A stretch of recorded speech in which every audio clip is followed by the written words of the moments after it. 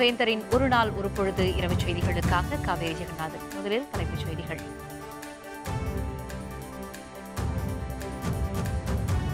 நாட்டின் பாதுகாப்பு விஷயத்தில் விளையாடும் எதிர்க்கட்சியினர், பிரதமர் நரேந்திர மோடி குற்றச்சாட்டு.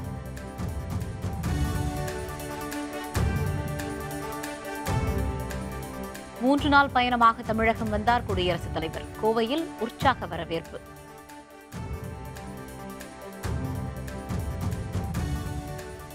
திமுக வெற்றிக்கு அர்ப்பணிப்புடன் செயல்படுங்கள், ஐஜேகே நிறுவனர் தலைவர் டாக்டர் பாரிவேந்தர் அறிவுறுத்தல்.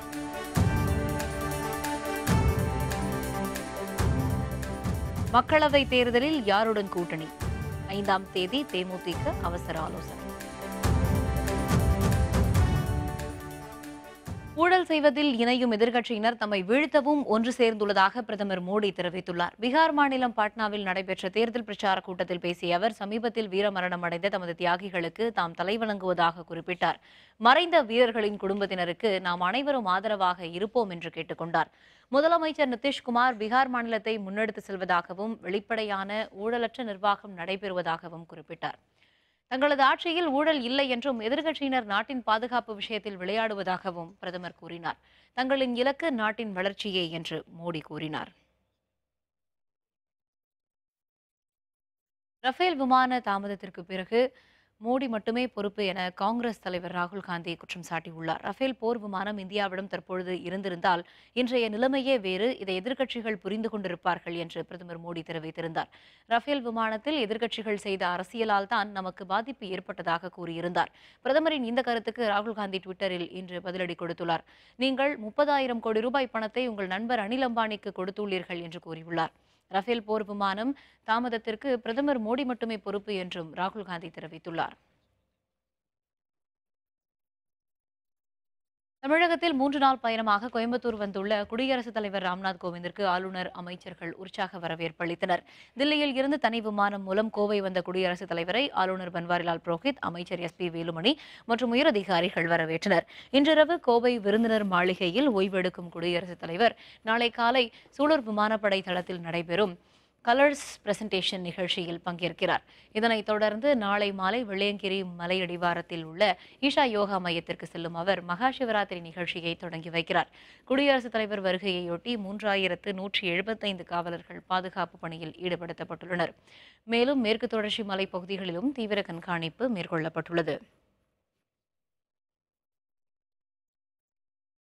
நடைபெறவுள்ள நாடாளுமன்ற தேர்தலில் திமுக கூட்டணி தோழமை கட்சியினருடன் ஒன்றிணைந்து செயல்பட்டு வெற்றி பெற தியாக உணர்வுடன் பாடுபடுமாறு இந்திய ஜனநாயக கட்சியின் நிறுவனர் தலைவர் டாக்டர் பாரிவேந்தர் தொண்டர்களுக்கு அறிவுறுத்தியுள்ளார். சேலம் மாவட்டம் ஏற்காட்டில் உள்ள ACK பிளாசா ஹோட்டலில் பார்கவகுல முன்னேற்ற சங்கத்தின் 2 நாள் தலைமை பண்பு பயிற்சி பட்டறை முகாம் நடைபெற்றது. 2வது நாளாக இன்று நடைபெற்ற பயிற்சி பட்டறையில் கலந்து கொள்ள ஏற்காடு வந்த இந்திய ஜனநாயக கட்சியின் நிறுவனர் தலைவர் டாக்டர் பாரிவேந்தருக்கு உற்சாக வரவேற்பு அளிக்கப்பட்டது.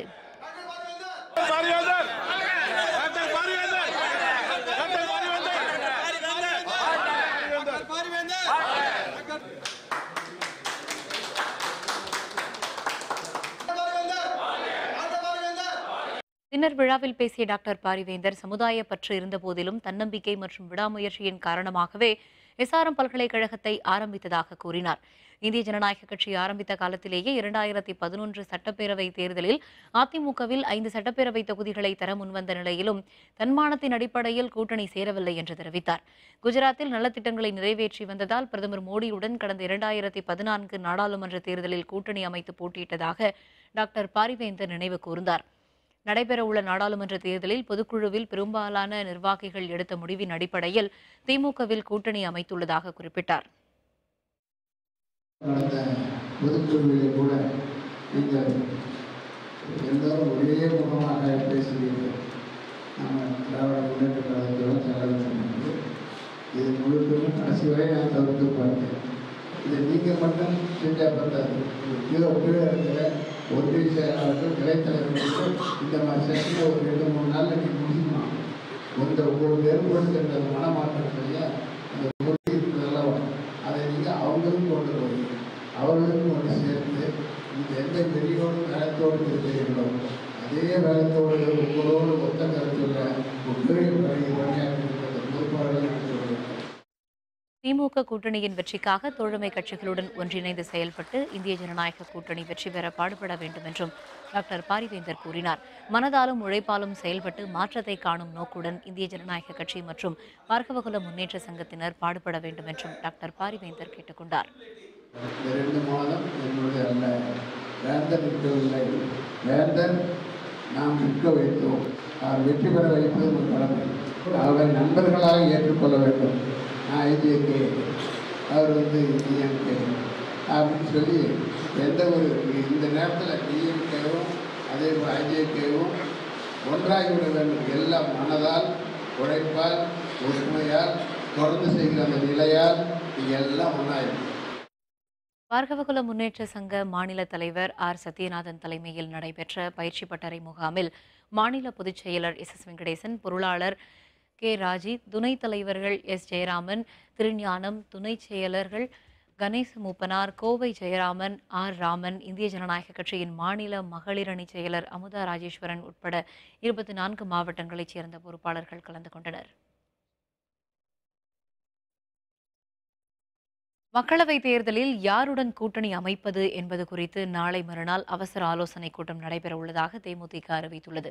தமிழகத்தை பொறுத்தவரை நாடாளுமன்ற தேர்தலை எதிர்கொள்ள வசதியாக அதிமுக, திமுக ஆகிய இரு கட்சிகளும் பல்வேறு கட்சிகளுடன் கூட்டணி பேச்சுவார்த்தை நடத்தி வருகின்றன. தேமுதிக கேட்ட தொகுதிகளை ஒதுக்க முடியாத நிலை ஏற்பட்டதால் அந்த கட்சியை தங்களது கூட்டணியில் சேர்க்கும் முயற்சியை திமுக கைவிட்டது. தற்பொழுது அதிமுக தரப்போடு தொடர்ந்து பேச்சுவார்த்தை நடந்து வருகிறது. இந்நிலையில் தேர்தலில் யாருடன் கூட்டணி அமைப்பது என்பது குறித்து வரும் 5ஆம் தேதி அவசர ஆலோசனைக் கூட்டம் நடைபெறவுள்ளதாக தேமுதிக அறிவித்துள்ளது.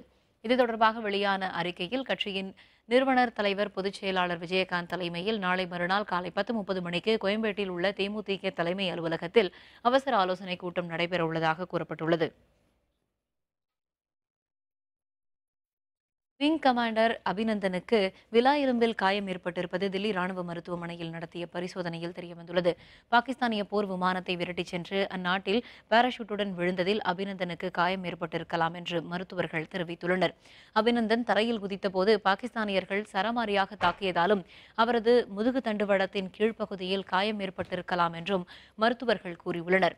விமானி அபிநந்தனின் உடலில் எந்தவிதமான உளவு கருவிகளும் பொருத்தப்படவில்லை என்று ஸ்கேன் பரிசோதனையில் தெரிய வந்துள்ளது.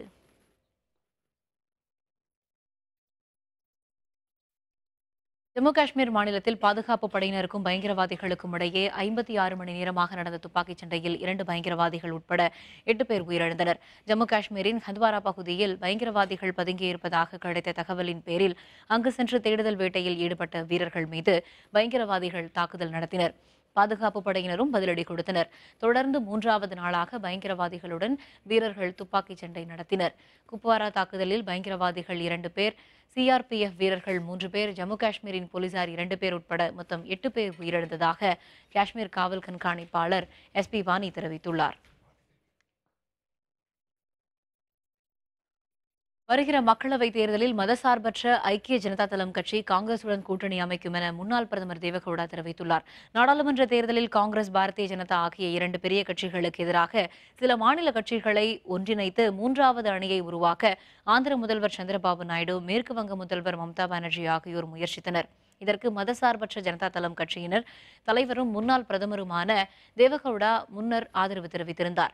இந்நிலையில் பெங்களூருவில் இன்று செய்தியாளர்களை சந்தித்த தேவகவுடா, மதசார்பற்ற ஐக்கிய ஜனதா தளம் கட்சி காங்கிரசுடன் கூட்டணி அமைத்து வரும் நாடாளுமன்ற தேர்தலை சந்திக்கும் என்று கூறினார். மதசார்பற்ற சக்திகளுக்கு மீண்டும் புத்துயிரூட்டும் வகையில் 10 நாட்களில் தங்களிடையே தொகுதி உடன்பாடு கையெழுத்தாகும் என்றும் தெரிவித்தார்.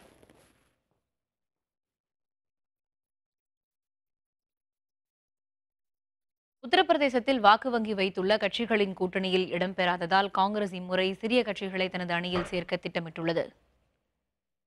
தேசிய கட்சிகளை பொறுத்தவரை மற்ற மாநிலங்களை விட உத்தரப்பிரதேச மாநிலத்தில் காட்டும் அக்கறை மிக அதிகம். அதற்கு காரணம் அங்கு மட்டுமே மிக அதிக அளவிலான 80 மக்களவை தொகுதிகள் உள்ளன. இதில் பெரும்பாலான இடங்களில் வெற்றி பெறுவதே தேசிய கட்சிகளின் விருப்பம். எப்போதும் இல்லாத வகையில் இம்முறை உத்தரப்பிரதேசத்தின் முக்கிய கட்சிகளான பகுஜன் சமாஜ் கட்சி மற்றும் சமாஜ்வாதி கட்சி இரண்டும் கூட்டணி அமைத்துக் கொண்டுள்ளன. பகுஜன் கட்சி 38 இடங்களிலும் சமாஜ்வாதி கட்சி 37 இடங்களிலும் போட்டியிடுகின்றன. இந்த கூட்டணியில் இடம்பெற்றுள்ள ராஷ்டிரிய லோக்தள் கட்சி முசாஃபர் நகர், மதுரா மற்றும் பாக்பத் தொகுதிகளில் போட்டியிடுகின்றன. நேரு குடும்பத்தினர் போட்டியிடும் ரேபரேலி மற்றும் அமேதி தொகுதிகளில் பகுஜன் கூட்டணி போட்டியிடவில்லை. 80 தொகுதிகளிலும் தனித்து போட்டியிட்டு வாகை சூடுவோம் என்று காங்கிரஸ் கருதினாலும் கள நிலவரத்தை பார்த்து சிறிய கட்சிகளை அரவணைக்க திட்டமிட்டுள்ள முலாயம் சிங்கின் சகோதரரான சிவ்பால் யாதவின் பிரகதீஷல் சமாஜ்வாதி லோகியா கட்சி, கேசவ் தேவ் மௌரியாவின் மகான் தளம், சிறுபான்மையினரை கொண்டுள்ள முகமது ஆயூஃபின் அமைதி கட்சி ஆகியவற்றை தங்கள் கூட்டணிக்கு அழைத்துள்ளது காங்கிரஸ். இவை தவிர அப்னா தளம், சுகல்தேவ் பாரதிய சமாஜ் ஆகிய கட்சிகளுடனும் காங்கிரஸ் பொதுச் செயலாளரான பிரியங்கா காந்தி பேச்சுவார்த்தை நடத்தியுள்ளார். மக்களவை தேர்தல் தேதி அறிவிக்கப்படுவதற்குள் காங்கிரசும் சிறிய கட்சிகளுடன் கூட்டணி அமைக்க வாய்ப்புள்ளது. உத்தரப்பிரதேச மாநில காங்கிரஸ் நிர்வாகிகளை பொறுத்தவரை பாரதிய ஜனதாவுக்கு எதிரான மக்களின் மனநிலையை தங்களுக்கு சாதகமாக பயன்படுத்தலாம் என கருதுகின்றனர். சிறிய கட்சிகளுடனான கூட்டணியால் காங்கிரசுக்கு பயனில்லை என்பது மாநில காங்கிரஸ் நிர்வாகிகளின் கருத்து. சென்னைக்கு கிருஷ்ணா நீர்வரத்து நிறுத்தம், குடிநீர் தட்டுப்பாடு ஏற்படும் சூழல். விவரம் விளம்பர இடைவேளைக்கு பிறகு.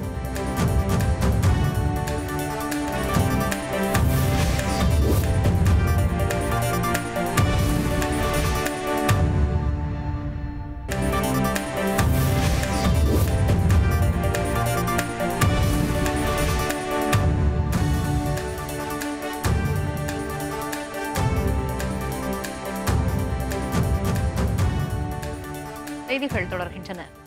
மாற்றுத்திறனாளிகளுக்கு 4% இடஒதுக்கீட்டை நடைமுறைப்படுத்தி சிறந்த அரசாக செயல்பட்டு வருவதாக ஈரோட்டில் நடைபெற்ற விழாவில் பள்ளிக்கல்வித்துறை அமைச்சர் கே. செங்கோட்டையன் தெரிவித்துள்ளார்.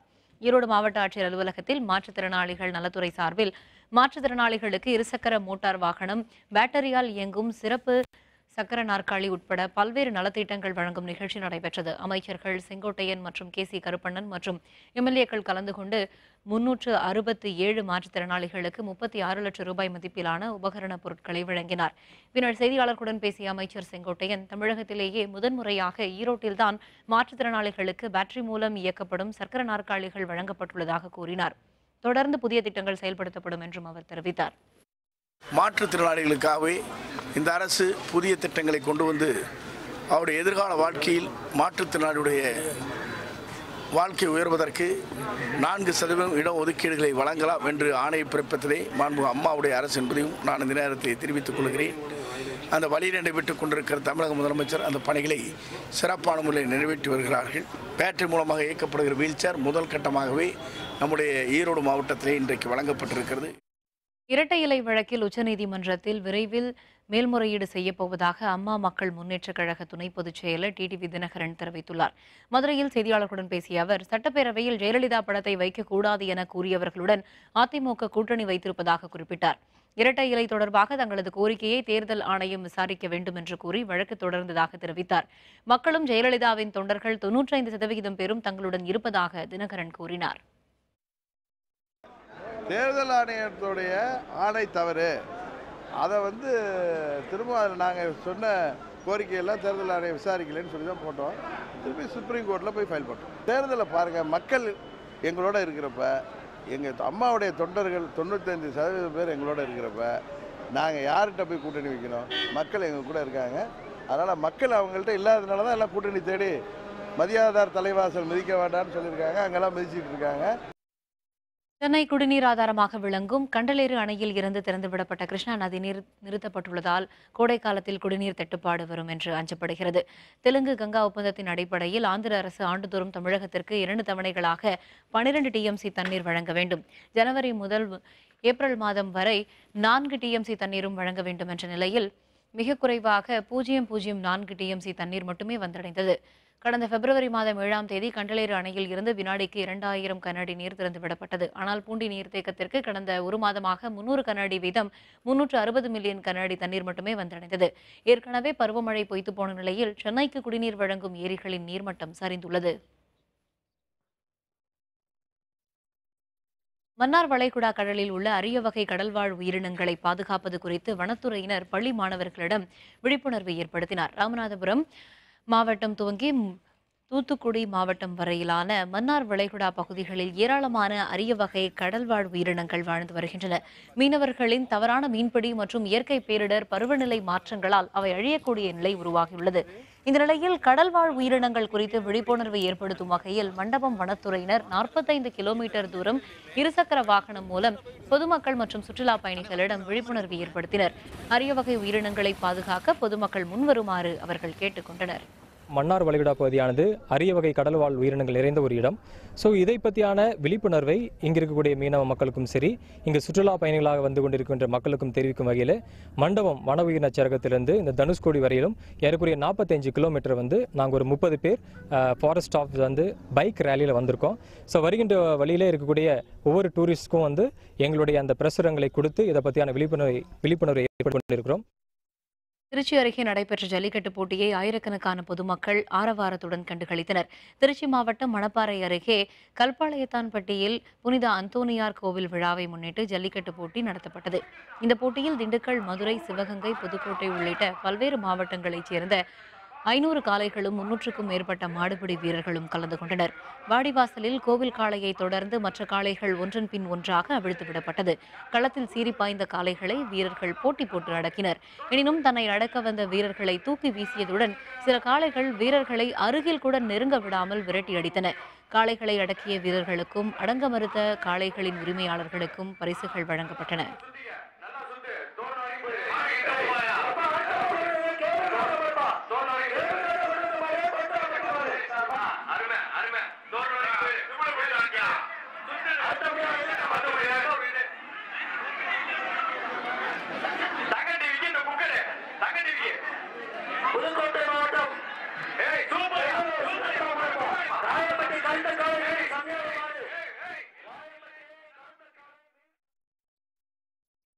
சிவகங்கை மாவட்டம் திருப்புவனத்தில் நடைபெற்ற வடமாடு மஞ்சு விரட்டு போட்டியை பார்வையாளர்கள் உற்சாகத்துடன் கண்டு ரசித்தனர். திருப்புவனத்தில் உள்ள கோவில் திருவிழாவை முன்னிட்டு நடைபெற்ற இப்போட்டியில் மதுரை, ராமநாதபுரம், புதுக்கோட்டை, சிவகங்கை உள்ளிட்ட மாவட்டங்களில் இருந்து 15 காளைகளும் 35 மாடுபிடி வீரர்களும் கலந்து கொண்டனர். காளையை அடக்க 9 பேர் கொண்ட குழு பிரிக்கப்பட்டு ஒவ்வொரு குழுவிற்கும் 25 நிமிடம் ஒதுக்கப்பட்டது. புழுதி மண் பறக்க களத்தில் துள்ளி குதித்த காளைகளை வீரர்கள் தீரத்துடன் போட்டி போட்டு அடக்கினர். அதே நேரத்தில் அடக்க வந்த வீரர்கள் சிலரையும் காளைகள் பதம் பார்த்தன. காளைகளை அடக்கிய வீரர்களுக்கும் பிடிபடாத காளைகளின் உரிமையாளர்களுக்கும் மிக்சி, குக்கர், பீரோ உள்ளிட்ட பரிசு பொருட்கள் வழங்கப்பட்டன.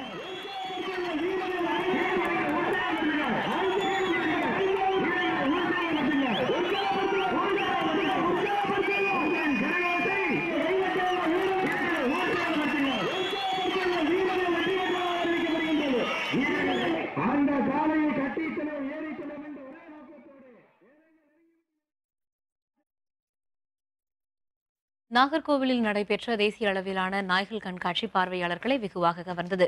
கன்னியாகுமரி மாவட்டம் நாகர்கோவிலில் தேசிய அளவிலான 16வது நாய்கள் கண்காட்சி நடைபெற்றது. இதில் தில்லி, கேரளா, கர்நாடகா, மும்பை, கொல்கத்தா உள்ளிட்ட பல்வேறு மாநிலங்களில் இருந்து 500க்கும் மேற்பட்ட நாய்கள் கலந்து கொண்டன. இதில் ராஜபாளையம், சிப்பிப்பாறை, கோம்பை உள்ளிட்ட நாட்டு நாய்களும், அமெரிக்கன் அக்டா, ஜெர்மன் ஷெப்பர்ட் உள்ளிட்ட வெளிநாட்டு நாய்களும் இடம்பெற்றிருந்தன. நாய்களின் உடல் அமைப்பு, கீழ்ப்படிதல், அறிவுத்திறமை, செயல்திறன் ஆகியவற்றின் அடிப்படையில் போட்டிகள் நடத்தப்பட்டன. அதன் அடிப்படையில் 500 நாய்களில் 8 நாய்கள் தேர்வு செய்யப்பட்டு அதன் உரிமையாளர்களுக்கு பரிசும் கோப்பை வழங்கப்பட்டது.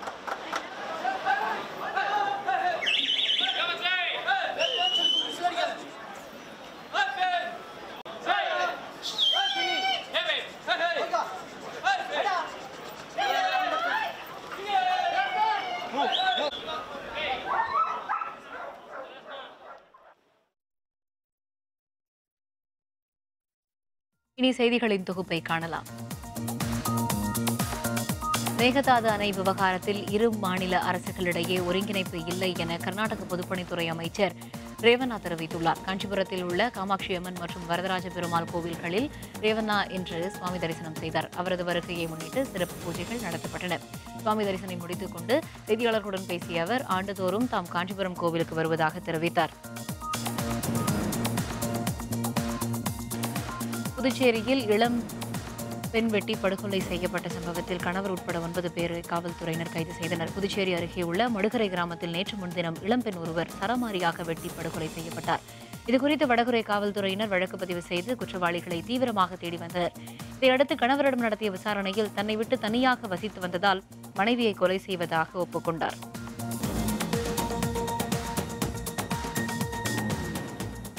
உலக உணவு தினத்தையொட்டி திருவண்ணாமலையில் உள்ள காது கேளாதோர் பள்ளியில் மாணவ மாணவிகளுக்கு உணவு பாதுகாப்பு குறித்து விழிப்புணர்வு ஏற்படுத்தப்பட்டது. ஆண்டுதோறும் மார்ச் 3ஆம் தேதி உலக உணவு நாளாக கொண்டாடப்பட்டு வருகிறது. இதனையொட்டி திருவண்ணாமலையில் உள்ள ரங்கம்மாள் காது கேளாதோர் பள்ளியில் மாணவ மாணவிகள் உணவை வீணாக்கக்கூடாது என்றும் பாதுகாக்க வேண்டும் என்றும் மற்றவர்களுடன் பகிர்ந்து உண்ண வேண்டும் என்றும் உறுதிமொழி எடுத்துக் கொண்டனர்.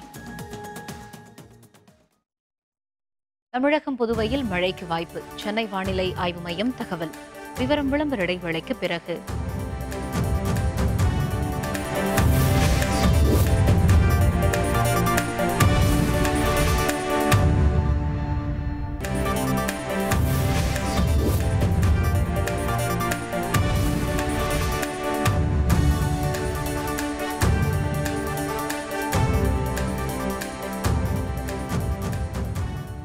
செய்திகள் தொடர்கின்றன. காற்றின் திசை மாறுபாடு காரணமாக தமிழகம் புதுவையில் ஒரு சில இடங்களில் லேசான மழைக்கு வாய்ப்புள்ளதாக சென்னை வானிலை ஆய்வு மையம் தெரிவித்துள்ளது. தென் தமிழக பகுதிகளில் நிலவி வரும் காற்றின் திசை மாறுபாடு காரணமாக தமிழகம் புதுவையில் ஒரு சில இடங்களில் லேசான மழைக்கு வாய்ப்புள்ளதாக கூறப்பட்டுள்ளது. தமிழகத்தின் உள் மாவட்டங்களில் இயல்பை விட 2 அல்லது 3 டிகிரி செல்சியஸ் வெப்பநிலை அதிகமாக இருக்கும் என்றும் தெரிவிக்கப்பட்டுள்ளது.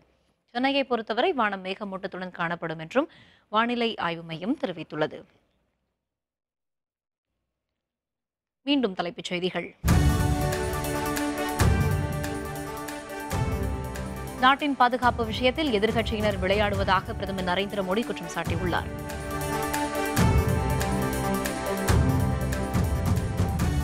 மூன்று நாள் பயணமாக தமிழகம் வந்த குடியரசுத் தலைவருக்கு கோவையில் ஆளுநர், அமைச்சர் உள்ளிட்டோர் உற்சாக வரவேற்பளித்தனர்.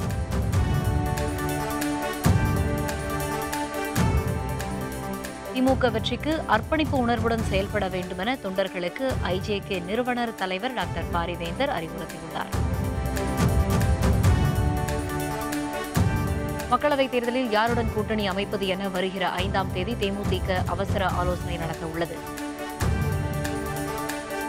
இத்துடன் வேந்தரின் ஒரு நாள் ஒரு பொழுது இரவு செய்திகள் நிறைவடைந்தன. வேந்தர் டிவி செயலியை பதிவிறக்கம் செய்து முக்கிய செய்திகளை நேர்கள் காணலாம்.